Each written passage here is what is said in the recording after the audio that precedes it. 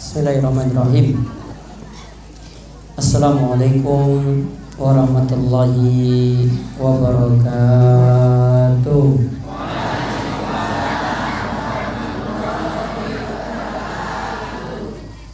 Innal hamdalillah nahmadu wa nasta'inu wa nastaghfiruh wa na'udzu billahi min syururi anfusina wa min sayyiati a'malina. May yahdihillahu fala mudilla lahu wa may yudlilhu fala hadiya lahu. Wa asyhadu an la ilaha illallah wahdahu la syarika lahu wa asyhadu anna Muhammadan abduhu wa rasuluh. Allahumma shalli ala nabiyyina Muhammad wa ala alihi wa man tabi'ahum bi ihsan ila yaumiddin. Allahumma anfa'na bima 'allamtana wa 'allimna ma yanfa'una wa zidna ilma.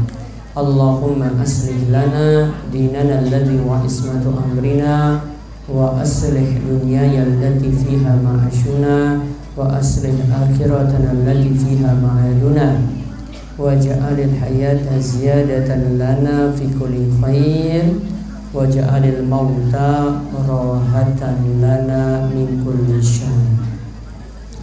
Alhamdulillah, para jamaah, bapak-bapak, ibu-ibu yang mungkin senantiasa diberkahi, dirahmati, diberi panjang umur yang penuh berkah, diberi kemudahan untuk melakukan ketaatan. Kita memohon pada Allah Subhanahu wa Ta'ala.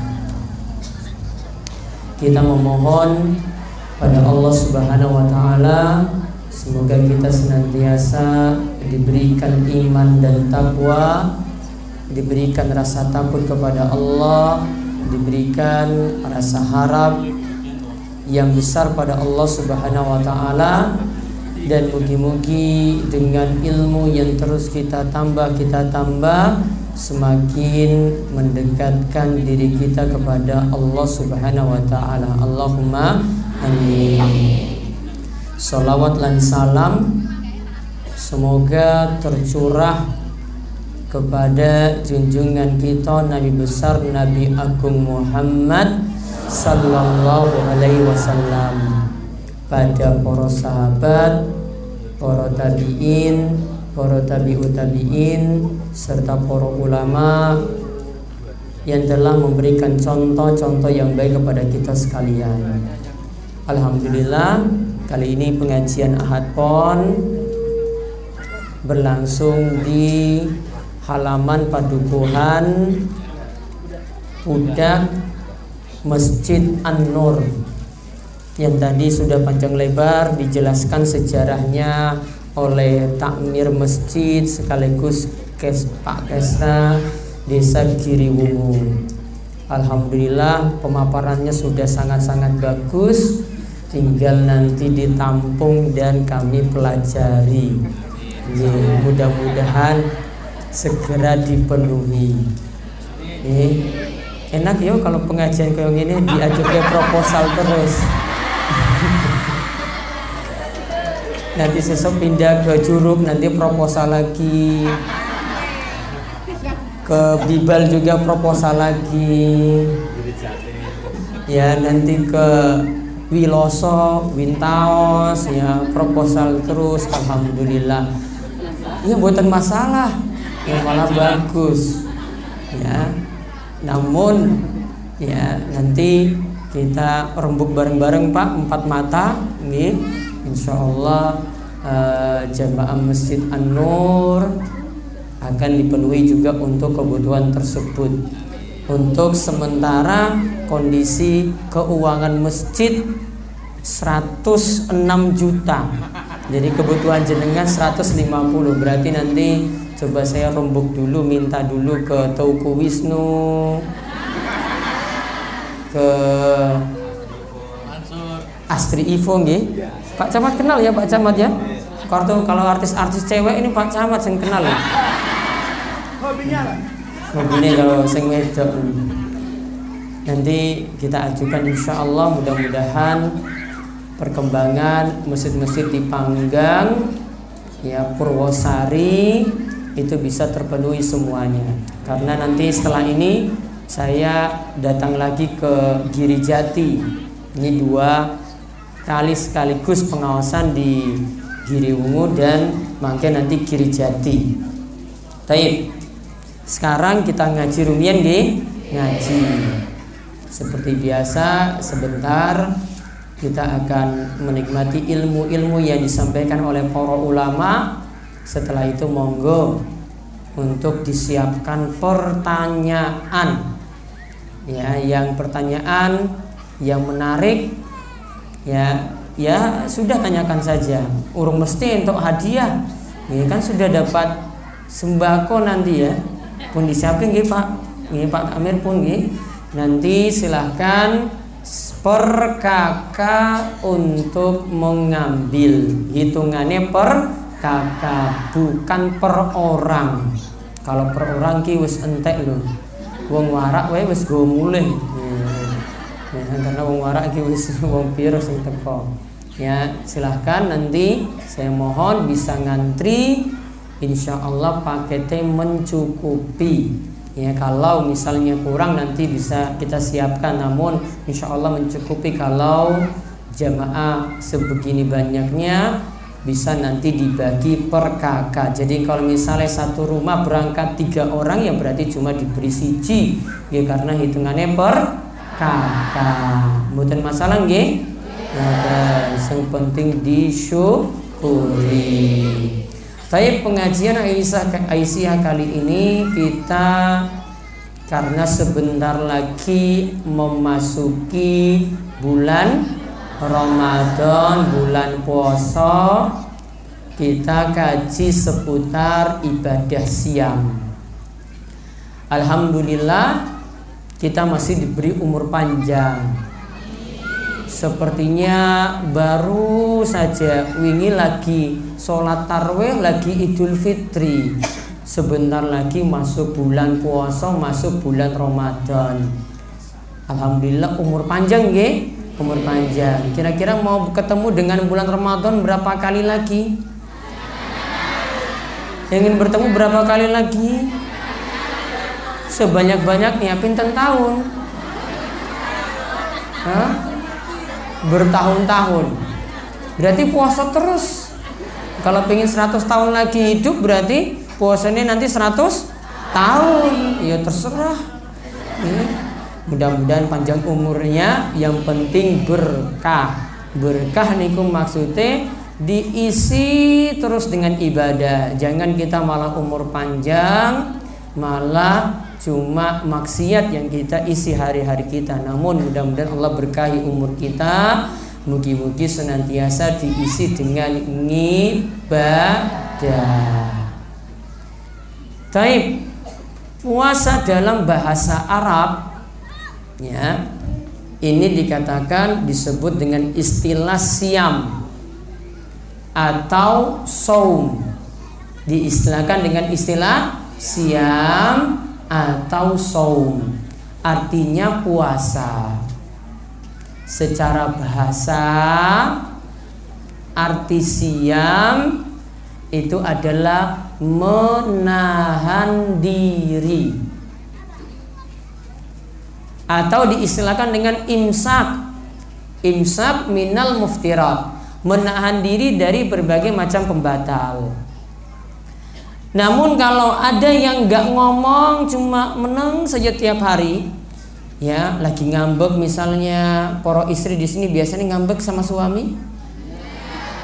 Misalnya jaluk anting, saiki ora zamane anting lagi, motor, ya ora dituku. Kira-kira ngambek nggak? Ngambek kan? Biasanya diam. Diamnya ini itu menahan diri dari berbicara, menahan diri dari omongan. Ini dalam bahasa Arab sudah disebut saum. Seperti istilah untuk Maryam ketika dia tidak berbicara di hadapan orang banyak, karena ini bentuk nazarnya. Maryam ketika itu disebut dalam surat Maryam mengatakan, inni nazartu lirrahmani sauma walan ukallimal yauma insiya. Aku bernazar tidak ingin berbicara pada siapapun untuk hari ini. Kalau ketemu dengan siapapun, Maryam cuma diam saja, tidak ingin berbicara. Karena masalahnya Maryam itu difitnah. Ya, senangnya masyarakat kita itu kalau dengan orang yang nggak senang fitnah terus. Maryam juga difitnah, padahal dengan wahyu dari Allah, dengan kehendak Allah, Maryam punya keturunan walaupun tidak menikah. Allah tiup di perut Maryam janinnya Nabi Isa alaihissalam. Ketika itu disebutkan, ada ulama yang katakan dia hamil seperti biasa 9 bulan. Ada ulama yang katakan Maryam itu kandungannya sekejap saja, 1 hari itu hamil, besoknya sudah lahiran. Ya, 1 hari itu hamil, besoknya sudah lahiran. Ini karena izin dan kehendak dari Allah Subhanahu wa ta'ala. Maka dia bernazar tadi, orang-orang kok nganggap aku seperti itu, aku nggak mau berbicara dengan siapapun. Disebut tadi, inni nazartu lirrahmani sauma. Aku bernazar pada Allah untuk puasa. Puasanya apa? Puasanya nggak mau ngomong. Namun untuk zaman ini nggak boleh. Berarti kalau para istri ngambek pada suami, ya, terus suami minta makan, ya dek, tolong bawakan makan, terus bawa, jaluk teh, ini dalam hukum Islam nggak boleh, ya. Nazar untuk nggak mau ngomong lagi ini tidak boleh ada dalam ajaran Islam. Ya, jadi ngambeknya nggak boleh gitu. Ya, ngambeknya ya pokoknya cara yang lain. Nih, ya intinya kalau sarankan untuk bapak-bapak, ibu-ibu, terutama para istri yang hadir, walaupun sudah sepuh, nih, wonten tiyang sepuh nggih. Nah, tolong pada suami selalu syukuri apa yang diberi. Selalu syukuri apa yang diberi, walaupun seminggu cuma 10.000. Isa bersyukur, tenan ya, isa bersyukur nggih. Nah, insya Allahnya sing ikhlas, insya Allah. Ora ikhlas tenan iki lho. Ya misalnya 10.000 pipilane oke, ya, ono lagi pipilan rokok meneh, pipilan pulsa lagi, akhirnya bawa pulang cuma 10.000 mungkin. Tetap wajib disyukuri, insya Allah. Serius loh, awas ono laporan yang pesantren ibu-ibu ki ngambek terus. Berarti kalau wis ngaji ini berarti jadi wong sing qanaah, selalu merasa cukup. Sampai ada loh suami yang lapor. Ini saking suksesnya pelajaran ini Pak Camat pernah hadir dan dengar ini. Ya, Pak Nurdin juga pernah hadir dengar langsung. Ada istri yang dikomentari suaminya, Ustadz, pas istri saya ngaji di Wara seminggu alhamdulillah nggak minta-minta. Iya toh Pak Camat, wonten toh? Iya, tanya Pak Camat coba, wonten Pak Nurdin loh. Iya toh Pak Nurdin? Iya, nggak minta-minta lagi. Masya Allah, seminggu loh. Seminggu. Tenan iki loh ibu-ibu. Langsung saya syukuri, alhamdulillah Pak. Nanti tak omong wong warak iki karo wong Panggang. Ini kan wong Purwosari. Ya, biar jadi orang yang qanaah. Wah, bojone senang banget tuh, istrine ora jaluk terus. Ya, intinya wajib bersyukur walau diberi sedikit. Jadi ngaji itu untuk melatih orang untuk hidup susah. Ya, memang ngaji itu untuk melatih orang untuk hidup susah.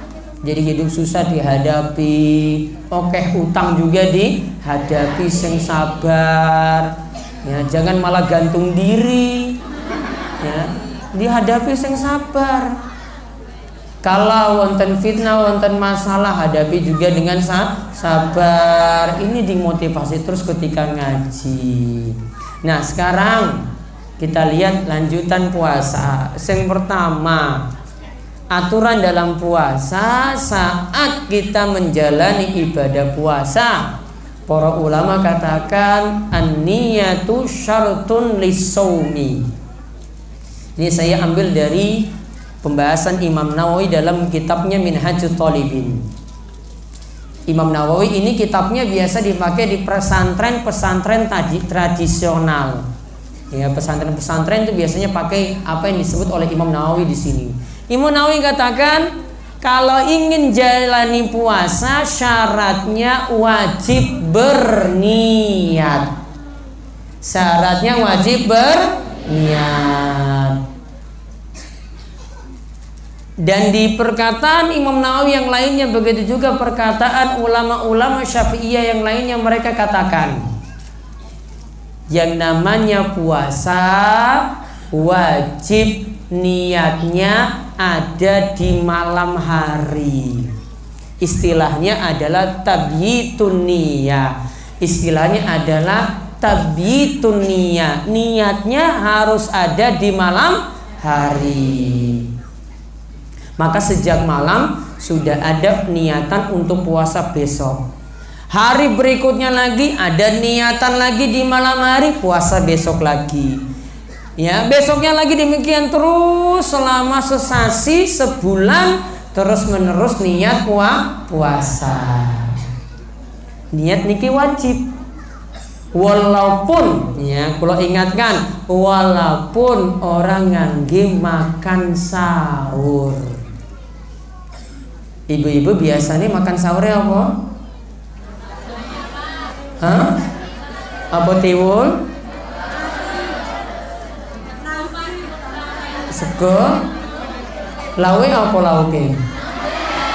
Bersambal karo sego. Ya Allah. Orang nganggo tempe, orang nganggo lauk apa-apa.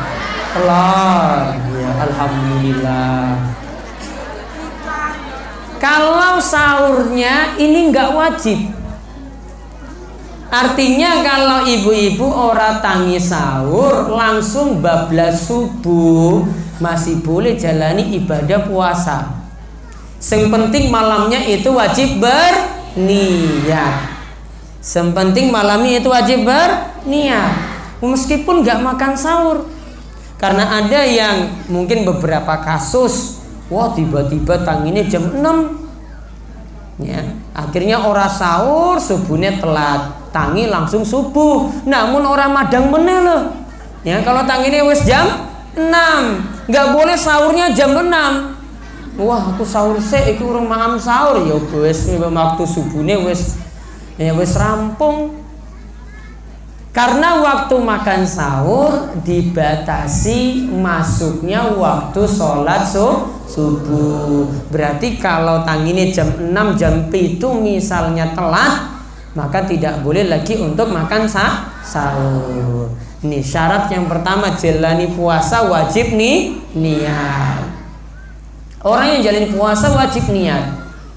Maka sama seperti kita jalani sholat. Sholat juga wajib niat. Kita berwudu, wudu juga wajib niat. Kita melaksanakan berzakat, zakat juga dengan niat. Semua ibadah itu wajib dengan niat. Karena Rasul Shallallahu Alaihi Wasallam bersabda, innamal a'malu bin niat. Sesungguhnya setiap amalan itu tergantung pada niat. Niatnya wajib ada di malam hari. Yang kedua, aturan dalam puasa lagi wajib menahan diri, imsak dari pembatal-pembatal puasa. Apa wae sing jadi pembatal puasa? Sing termasuk pembatal puasa. Yang pertama makan, minum. Yang kedua hubungan intim. Yang ketiga Apa? Ngerumpi jadi pembatal puasa? Wah, berarti ibu-ibu puasanya batal terus. Ngerumpi jadi pembatal puasa? Bukan berarti kalau orang jadi pembatal orang ngerumpi terus loh ibu-ibu. Ya. Yang jadi pembatal puasa ingat makan minum. Yang kedua hubungan intim di siang hari. Yang ketiga keluar mani dengan sengaja. Namun kalau orang sengaja misalnya remaja itu mimpi basah, puasanya ora batal. Apa meneh? Muntah dengan sengaja. Ini juga membatalkan puasa. Puasanya batal dengan 4 ini: makan, minum, hubungan intim, keluar mani dengan sengaja, terus muntah dengan sengaja. Terus kalau ngerumpi pas puasa ngapusi bojone misalnya. Pas puasa bicara kotor. Pas puasa delok sinetron yang gambarnya itu ora pantas ditonton. Batal atau tidak puasanya? Nah, Bapak batal? Bapak batal mboten?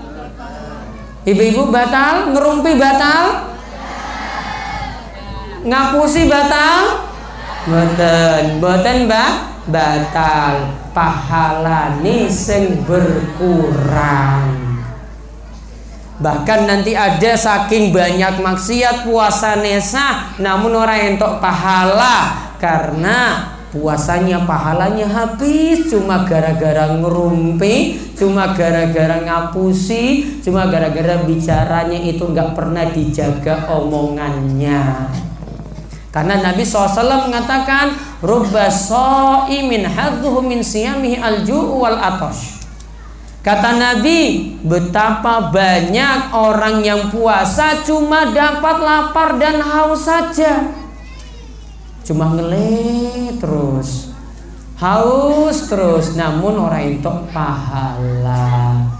Ini sayang, nggih, karena tidak mendapatkan pahala ketika menjalani ibadah siam. Itu jadi pembatal. Maka orang yang jalani ibadah siam wajib menjauhi dari segala macam pembatal, juga wajib menjauhi dari segala macam maksiat. Wajib jauhi maksiat, termasuk kalau ada yang ngajak tukaran. Ya, Nabi SAW itu katakan kalau ada yang nantang kamu tukaran dengan kamu, katakan padanya inni shaimun, maaf aku puasa. Ya, kalau lagi puasa aku ladeni ketika mau tukaran seperti itu. Ya maaf aku puasa. Maka ketika puasa dia tahan diri biar tidak cepat emosi. Namun ada hal-hal yang tidak termasuk pembatal. Misalnya mandi di siang bolong. Misalnya jam 12. Biasanya pas puasa masih negal. Masih golek pakan? Masih. Masya Allah rajin banget ya orang ngelih. Ngoten. Misalnya baru pulang dari negal langsung mandi siang bolong. Puasane mboten batal. Boleh menyegarkan badan dengan mandi angsal. Masih boleh. Boleh juga ketika puasa untuk istirahat tidur boleh. Namun ingat waktu tidur jangan terus-terusan mulai dari bar subuh sampai maghrib. Walaupun ulama katakan puasanya tidak batal, namun wis ninggalke sholat zuhur, wis ninggalke sholat ngasar. Tidurnya itu baru jadi manfaat walaupun berpuasa kalau kita niatan nanti, oh aku iki turu men iso nanti tarwih bisa suwe sholate. Jadi imamnya suwe, biasanya tarwih niku pinten menit? Ten Masjid An-Nur pinten menit? 5 menit. Kurang mungkin nih 5 menit itu paling bubar ke jamaah dulu. Setengah jam. Ya rata-rata setengah jam nggih. Rata-rata setengah jam. Misalnya dia tidur biar nanti pas tarawih niku kuat, maka tidurnya itu sudah berpahala. Namun kalau cuma asal tidur, yo aku kiwes saya terus kobar subuh sampai maghrib, pahalane jadi berkurang. Jadi kalau puasa kurangi tidur, banyak zikir, banyak maca Quran, banyak perhatikan sholat wajib, sholat sunnah, biar puasanya itu jadi sempurna. Kemudian yang terakhir perhatikan, untuk kita masuk bulan Ramadan, sakniki wis tanggal 1 Sya'ban, sudah masuk bulan Ruwah. Ada yang perlu diperhatikan di sini. Yang pertama, di bulan Sya'ban, bulan Ruwah, bapak-bapak dan ibu-ibu kalau masih punya utang puasa, ada di sini yang masih punya utang, harus disaur, ya ora gelem ngaku wong oke. Kalau masih punya utang puasa, segera untuk disaur. Jangan sampai masuk bulan Ramadan berikut. Yang kedua, di bulan Ruwah, bulan Sya'ban dianjurkan untuk banyak puasa untuk persiapan. Karena ibaratnya bulan Sya'ban itu seperti sholat sunnah qobliyah. Artinya ada ibadah sebelum sholat wajib. Kita perbanyak puasa, melatih diri di bulan Ruwah ini untuk banyak puasa. Biar nanti pas masuk bulan Ramadan sudah kuat untuk bertanding. Biasanya kalau orang ngangge pemanasan, hari pertama wes kewalahan, biasanya lemes, hari kedua lemes lagi, hari ketiga baru dia bisa menyesuaikan. Namun hari pertama biasanya kewalahan. Makanya biar kuat di bulan Ruwah banyak-banyak puasa. Niku yang kedua. Yang ketiga, yang terakhir, untuk masuk bulan Ruwah, Allahumma shayyiban nafi'a, ya Allah turunkanlah hujan yang bermanfaat. Ini berarti usaha rampung. Untuk masuk di bulan Ramadan tidak ada syarat untuk mandi besar, untuk keramas, untuk padusan. Tidak ada syarat. Walaupun tidak mandi besar, tetap masih boleh untuk jalani siang. Karena untuk jalankan ibadah bulan Ramadan tidak pakai syarat untuk mandi. Karena ini biasanya ibu-ibu tanya, Ustadz, kalau orang ngangge keramas apa entok puasa? Boleh. Mboten masalah nggih? Mboten masalah. Jadi boleh jalani puasa walaupun tidak mandi besar, tidak keramas, tidak padusan ketika itu. Karena Nabi SAW tidak syaratkan untuk masuk bulan Ramadan untuk mandi terlebih dahulu. Ini jadi yang bisa kalau jelaskan, mungkin bisa dipahami. Seperti biasa, monggo di antara ibu-ibu, bapak-bapak ada yang ingin bertanya, monggo kami persilahkan. Wonten pertanyaan? Ibu-ibu wonten? Nggih, wonten niku Pak. Gure Pak. Yang mic. Niku lho.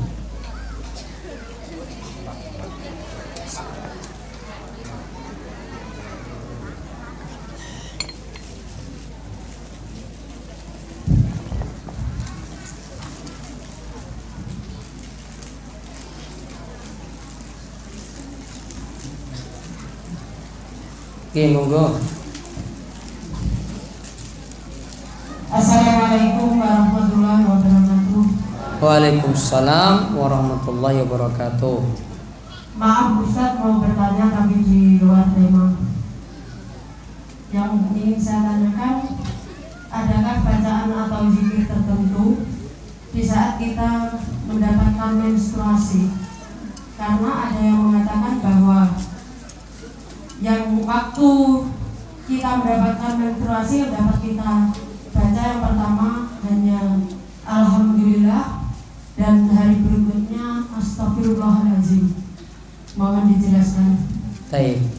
Yang kedua, saya pernah mendengar bahwa di masjid tidak boleh ada transaksi yang berbentuk apapun. Di dalam masjid nggak boleh ada transaksi ya. Terus?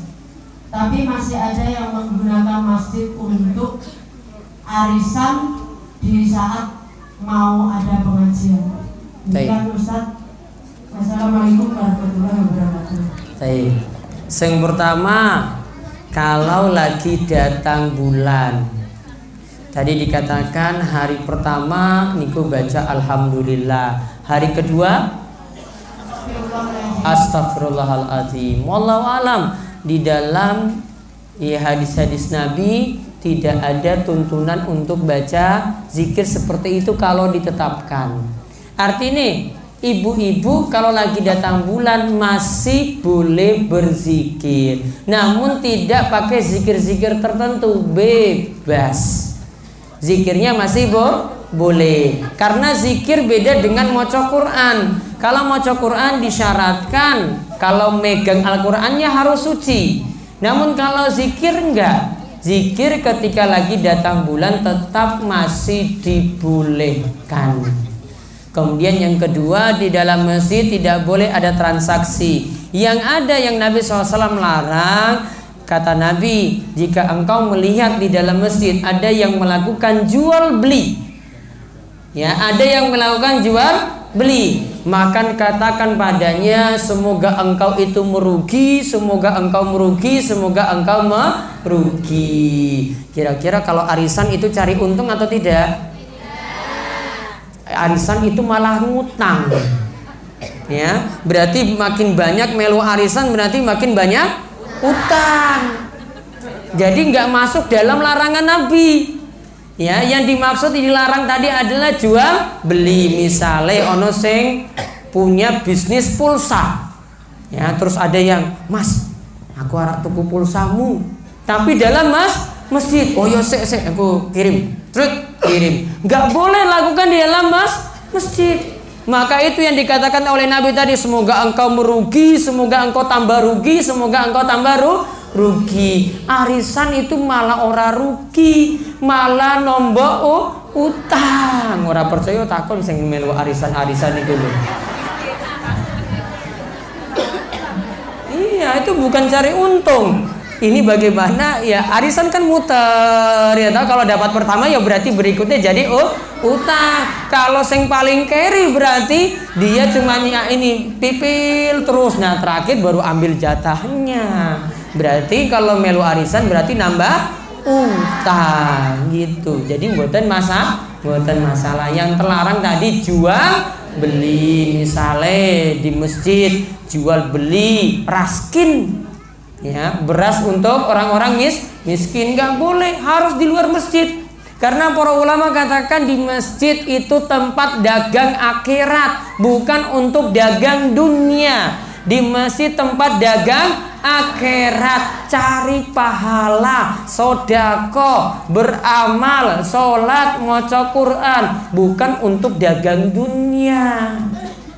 Jadi di masjid itu tidak boleh cari untung. Ya, namun kalau kegiatan seperti tadi, wallahu alam, masih boleh, tidak terlarang. Ada lagi? Ya, monggo. Assalamualaikum warahmatullahi wabarakatuh. Waalaikumsalam warahmatullahi wabarakatuh. Pak Ustadz, saya ingin bertanya, bagaimana hukumnya menghina ataupun menfitnah seorang pemimpin, contohnya penghinaan terhadap presiden. Padahal presiden kan juga manusia biasa, yang membedakan cuma pangkat dan gelarnya saja. Apa termasuk juga mengolok-olok ayat Allah?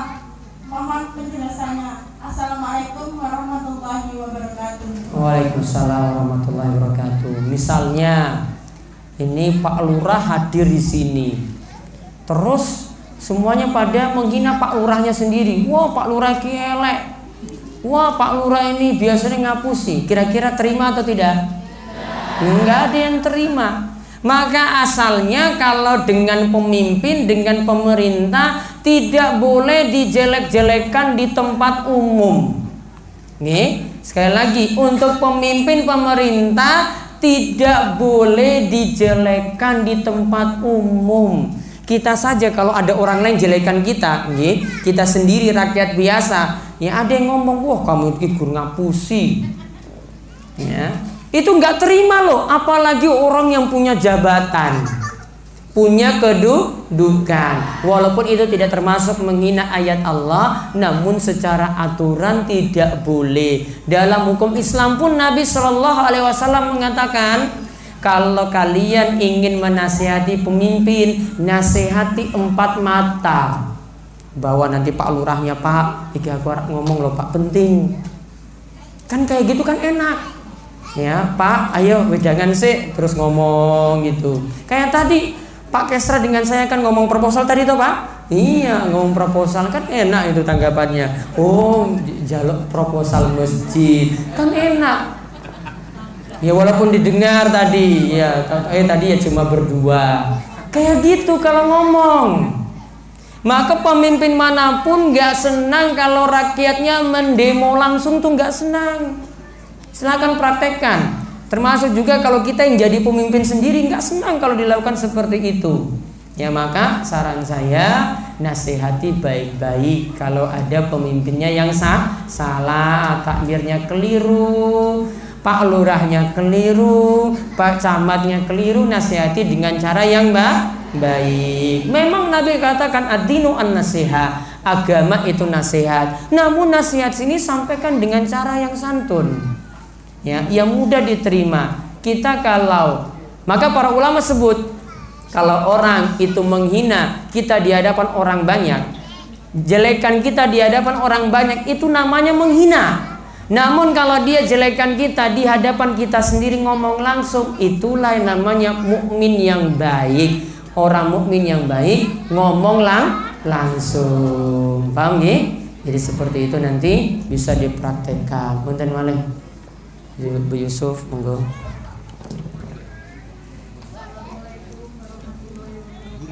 Waalaikumsalam warahmatullahi wabarakatuh.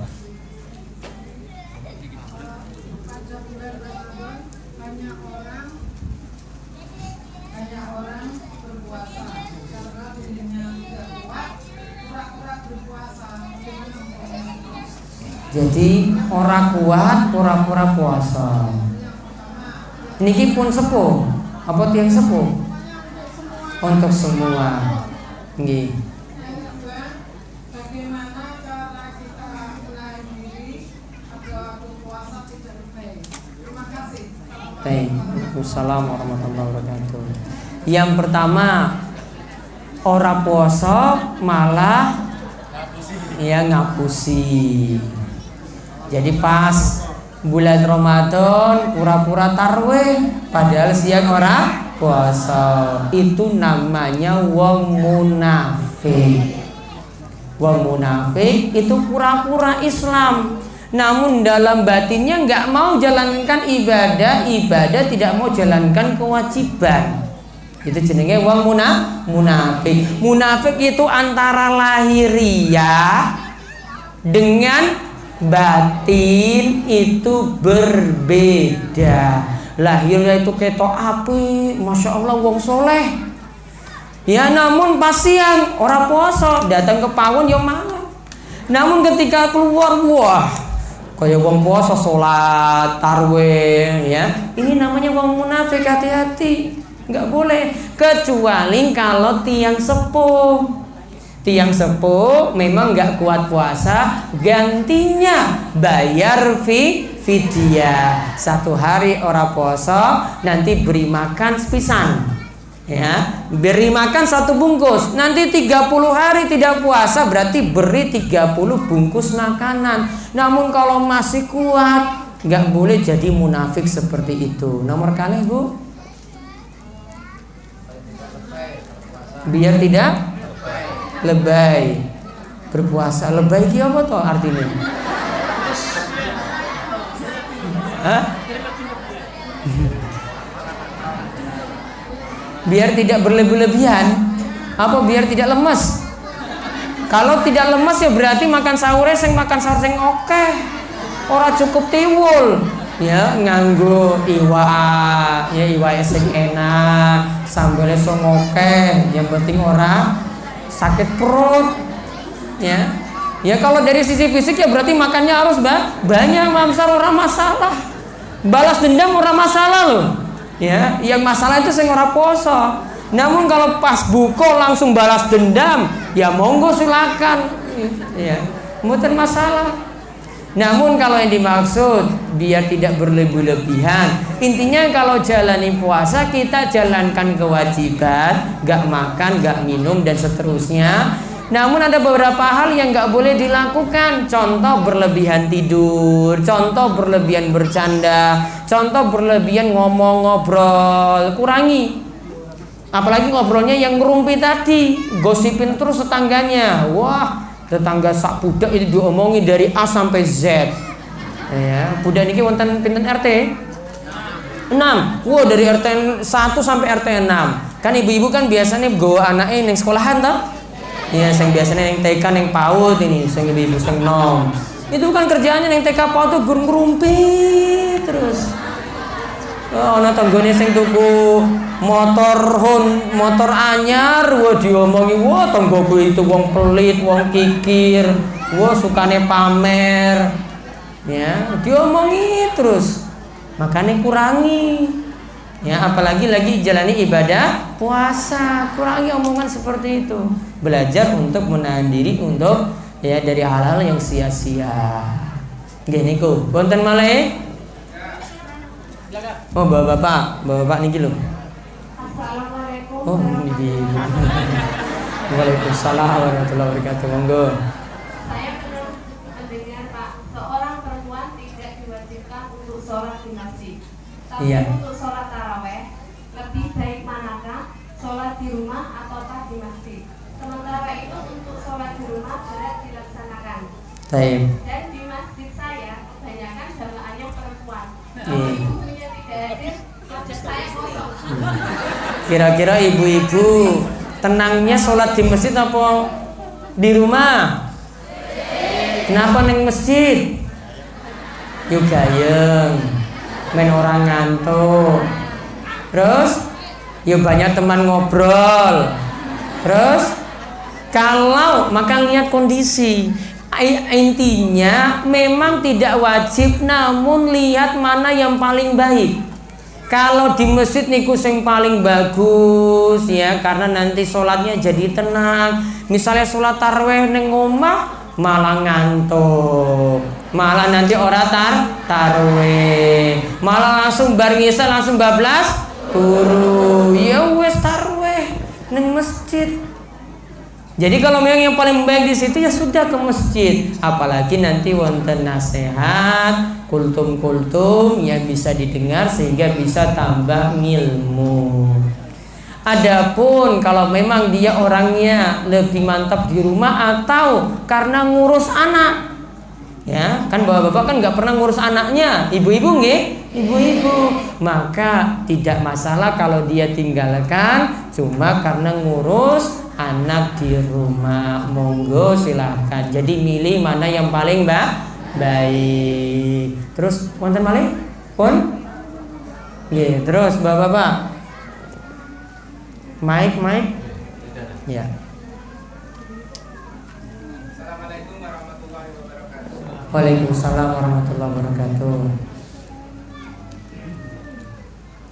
Ini yang saya tanyakan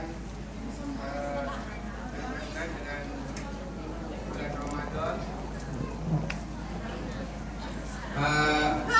Yang saya tanyakan karena ini berhubungan dengan bulan Ramadan, itu di kampung saya atau di masjid saya itu biasanya itu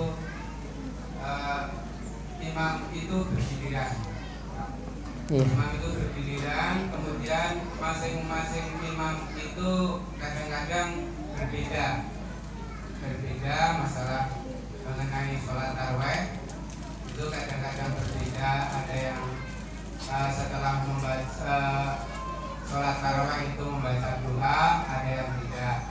Kemudian kebiasaan karena saya itu sebagai makmum itu juga karena berganti-ganti dengan imam, itu kadang-kadang ada imam itu yang pembacaannya ayat-ayat itu lebih panjang dan ada yang surat-surat pendek. Kemudian karena kami ini sebagai makmum itu harus belajar dengan imam-imam yang lain atau sebagai makmum kita harus mengikuti imam. Itu bagaimana Pak dengan keadaan seperti ini? Karena jamaah kami itu masih awam sekali. Jadi kalau misalnya itu ada yang membaca lebih panjang dalam mengimami makmum itu, kemudian menjadi permasalahan itu apa? Karena ada di kampung saya itu ada satu masjid dan dua langgar.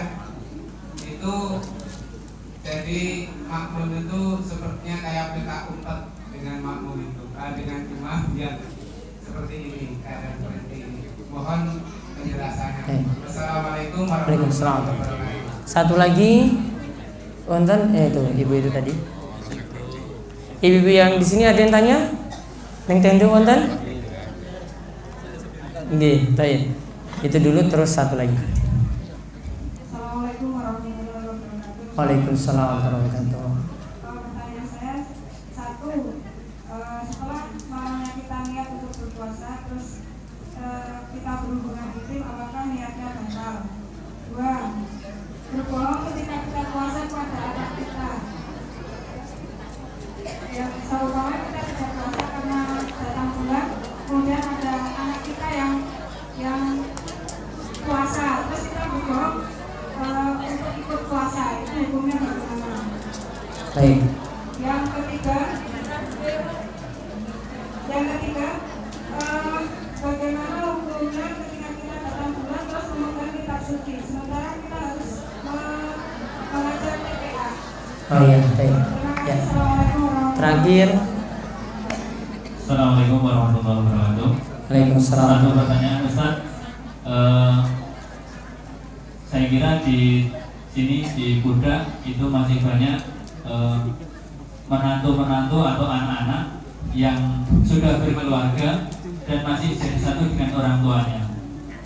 Bagaimana sikap seorang istri ketika entah pagi, siang atau malam itu dimintai tolong suaminya dan juga orang tuanya atau mertuanya, itu yang didahulukan perintah suami ataukah perintah orang tua atau mertuanya? Nah, itu saja Ustaz, mohon penjelasannya dan yang lebih jelas. Terima kasih. Assalamualaikum warahmatullahi wabarakatuh. Baik, yang pertama tadi tentang imam bacaannya terlalu panjang, maka nanti ada kajian khusus memang dengan poro takmir. Saran kami pada poro takmir, tolong perhatikan kondisi jamaah. Jamaah kalau belum terbiasa surat-surat yang panjang, baiknya tidak dibaca surat yang panjang. Adapun nanti tentang doa nanti bar tarweh, nanti kita akan bahas secara khusus. Nanti di pengawasan malam Kamis atau di malam Senin Legi nanti dengan poro takmir. Kemudian yang kedua Bu, apa tadi yang pertama?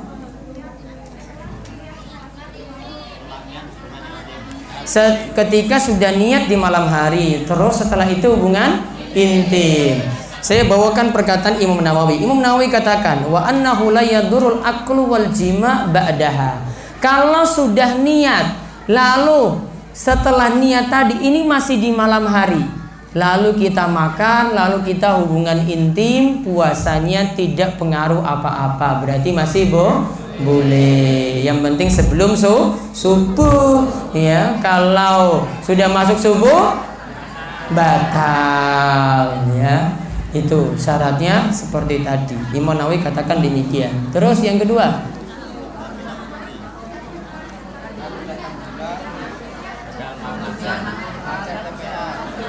Lagi datang bulan kemudian membohongi anak, nggak boleh.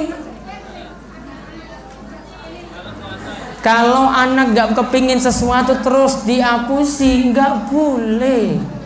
Ini malah ibu ngajar anak untuk berbohong. Nanti kalau dia besar, dia ngapusi orang tuanya sendiri, maka sah-sah saja dia bilang, "Oh, kamu wingi ibuku sendiri yang ngapusi aku, sekarang gantian." Maka kadang anak itu kalau mau pergi jalan-jalan, mau pergi kemana no? Mau pergi belajar, padahal pergi ke Parangtritis. Siapa yang ngajari? Wingi itu loh ibuku sendiri yang ngajari. Yang ulang ya ibuku, nggak boleh.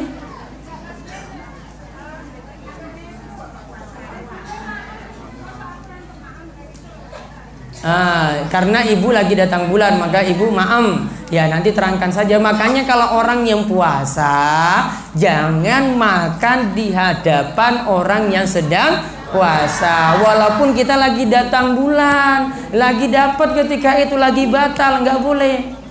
Harus makan ngumpet-ngumpetan ya. Wah, di kamar dikunci, terus maam rampung, terus dicuci piringnya, selesai gitu.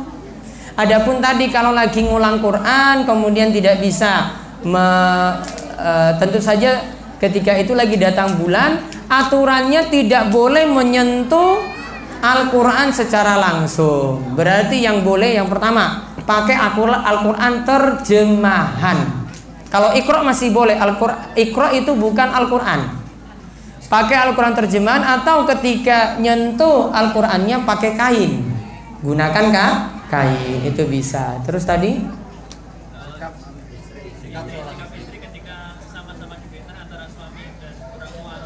istri diperintah antara suami dengan orang tuanya sendiri, sama-sama penting, berarti pentingkan suami.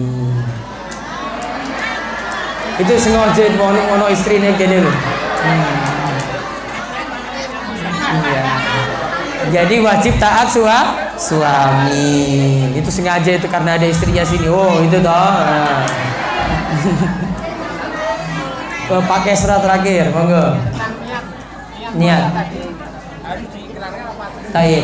Niat itu perlu diikrarkan atau tidak? Niat yang tepat tidak perlu diikrarkan, tidak perlu dilafazkan, cukup dalam batin. Ya, cukup dalam batin. Selengkapnya nanti tunggu malam Kamis baru saya bahas.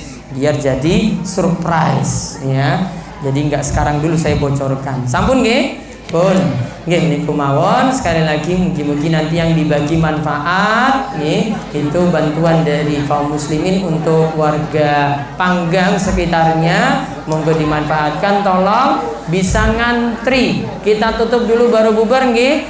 Nah, terus 1 kakak 1 paket. 1 kakak tolong nanti yang bagi nggih nanti diantri 1 kakak 1 paket. Ya, kalau ingin lihat satu rumahnya diambil 1 kakak saja, hitungannya per kakak. Nggih niku mawon kula tutup. Wabillahi taufiq wal hidayah. Assalamualaikum warahmatullahi wabarakatuh.